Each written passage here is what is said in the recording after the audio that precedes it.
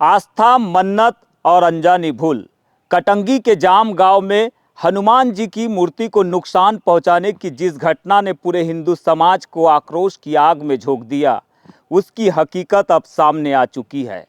क्या वाकई में यह घटना एक सोची समझी साजिश थी या फिर आस्था की वेदी पर चढ़ी एक बड़ी भूल? देखिए हमारी यह विशेष रिपोर्ट।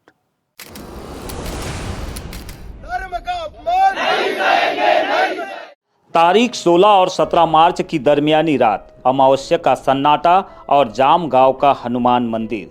सुबह जब गांव की महिलाओं की नज़र मंदिर पर पड़ी तो वहां का मंजर देखकर दंग रह गई। हनुमान जी की मूर्ति के आसपास आटे का लेप था और मूर्ति झुलस चुकी थी। खबर जंगल की आग की तरह फैली और देखते ही देखते आस्था का सैलाब सड़कों पर उतर आया। ग्रामीणों का आरोप था कि किसी ने जानबूझकर मूर्ति को जलाकर धार्मिक भावनाओं को आहत किया है।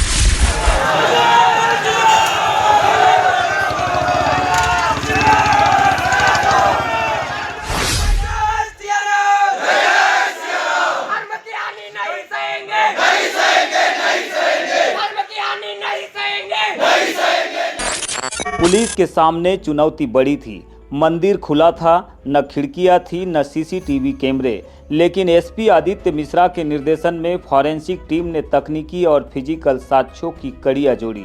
जब जांच का घेरा सिमटा तो दो नाम सामने आए, आनंद चौधरी और विनोद डहरवाल।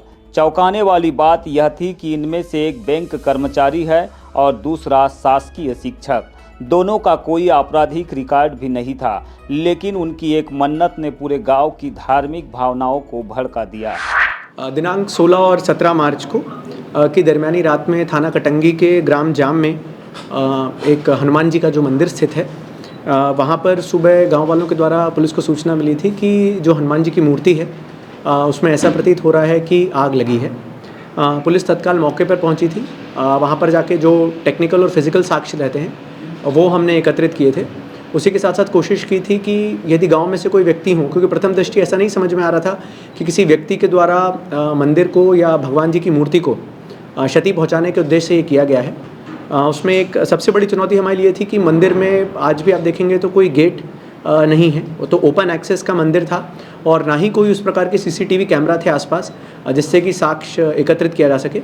पर इसमें जो हमारी साइबर टीम है उसने बहुत ही अच्छा काम किया। ना केवल उस दरमियानी रात के, परंतु उससे एक दो दिन पहले के भी जो भी मोबाइल फ़ोन डेटाज़ रहते हैं उनका काफ़ी कड़ाई से एनालिसिस किया और ये लगाने का प्रयास किया कि उस दिन कौन कौन से मोबाइल फ़ोन्स थे जो उस दिन उस क्षेत्र में एक्टिव थे। पूछताछ में जो खुलासा हुआ वह आधुनिक समाज में आस्था और अंधविश्वास की जड़ों को भी दर्शाता है, लेकिन अदृश्य शक्ति पर भी विश्वास जताता है। ये दोनों मित्र अपनी समस्याओं से परेशान थे। किसी को संतान सुख की चाह थी तो किसी को बेटे की परीक्षा के भविष्य की चिंता। समाधान की तलाश में वे चित्रकूट पहुँचे, जहां एक पंडित ने उन्हें विघ्न रहित पूजा का मशविरा दिया। इसी सलाह पर उन्होंने अमावस्या की रात इस हनुमान मंदिर को चुना। 3 घंटे तक अनुष्ठान चला और बड़ी मात्रा में घी के दिए भी जलाए। मनसा मन्नत पूरी करने की थी, लेकिन संभावना है कि इन्हीं दिए की लौ ने हनुमान जी के चोले को पकड़ लिया और देखते ही देखते आस्था की जगह मूर्ति को जलाए जाने के निशान छूट गए। इसमें पता चला है कि एक जो आनंद चौधरी हैं जो काली माटी के रहने वाले हैं, एक ये व्यक्ति थे जिन्होंने उस दिन वहाँ मंदिर में रात में पूजा की थी, और विनोद डहरवाल हैं जो पिपरवानी के रहने वाले हैं। इन दोनों ने वहाँ पर पूजा की थी। दोनों ही अच्छे घरों से आते हैं और कोई क्रिमिनल रिकॉर्ड नहीं है। पर जो बात अभी तक सामने आई है कि दोनों ही चित्रकूट के एक पंडित जी हैं, उनके संपर्क में थे और दोनों अपने पारिवारिक और बच्चों की पढ़ाई को लेकर कुछ टेंशन में थे। कॉम्पिटिटिव एग्ज़ाम्स में बच्चे तैयारी कर रहे थे। एक के परिवार में बच्चा प्राप्ति के लिए उन्होंने कोई उनको पूजा बताई थी, तो उसमें उनके द्वारा पंडित जी के द्वारा ऐसा गाइड किया गया था कि यदि आप मंगलवार और ट्यूसडे जो रहता है उसकी रात में अगर आप कोई हनुमान जी को जो सिद्ध मंदिर हो वहाँ पर जाकर घी के दिए लगाकर 1.5 किलो के घी के अगर दिए लगाकर वहाँ पर रात में पूजा करेंगे, खासकर कि इस पूजा में कोई विघ्न न डाले, कोई रोक टोक ना हो, इस प्रकार से करेंगे तो आपको जो भी समस्याएं हैं जीवन की वो उसमें आपको सफलता मिल सकती है। तो तो मुझे लगता है इसी के चलते इन लोगों ने, अमावस्या की भी रात थी, तो जो 16 और 17 की दरमियानी रात थी, वहाँ पर जो ग्राम जाम में मंदिर है हनुमान जी का, काफ़ी प्रसिद्ध मंदिर है, उस मंदिर में जाके घी के दिए लगाए थे। और अब ये हो सकता है कि घी के दिए लगा के ये तो पूजा करके आगे आ गए हों, पर क्योंकि हनुमान जी को चोला चढ़ता है, तो चोले में भी कई बार तेल और उसका इत्यादि का इस्तेमाल होता है, और लौ अगर उनकी मूर्ति के करीब रही होगी तो उसमें आग पकड़ ली थी। अभी तक की हमारी विवेचना में और इन्वेस्टिगेशन में कोई भी क्रिमिनल एंगल नहीं सामने आया है, ना ही इस प्रकार की कोई चीज़ आई है कि इनके द्वारा ये घटना जो है ज़बरदस्ती या किसी वर्ग विशेष को या समुदाय विशेष को दुख पहुंचाने के लिए या उनको जो भगवान का सम्मान होता है उनको कम करने के लिए की गई है। दोनों लोग में से जो विनोद डहरवाल जी हैं, मुझे लगता है बैंक में कार्यरत हैं, और जो आनंद चौधरी जी हैं और उनकी वाइफ हैं, वो टीचर हैं, क्लास 12th में पढ़ाते हैं, और सिर्फ अपने बच्चों और अपने भविष्य के लिए, क्योंकि किसी पंडित जी ने उनको गाइड किया था, उस हिसाब से पूजा की थी, और it was just a case of accident that because of that दिया मूर्ति ने आग पकड़ी और इस प्रकार की घटना हुई थी। पुलिस की प्राथमिक फॉरेंसिक जांच में कोई पेट्रोल या अन्य ज्वलनशील पदार्थ नहीं मिला है।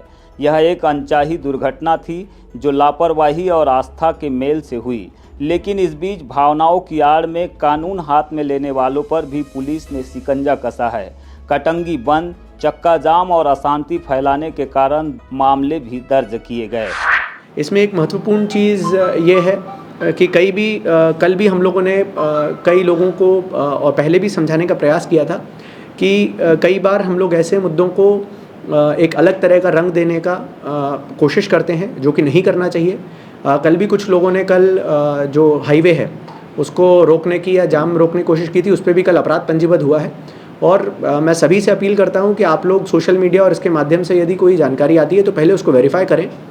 यदि कोई भी लॉ एंड ऑर्डर की सिचुएशन बनती है तो जो लीगल कार्रवाई होगी वो सब पे होगी।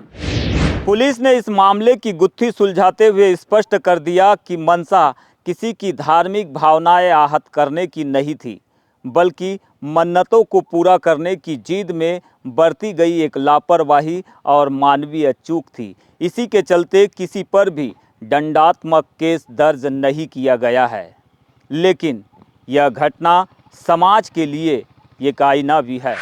पुलिस अधीक्षक के बताए अनुसार अब सवाल यह है, क्या एक बैंक कर्मचारी और शिक्षक जैसे जिम्मेदार पदों पर बैठे लोग इतने अनजान थे कि वे विघ्न रहित पूजा के फेर में सुरक्षा और मर्यादा ही भूल गए?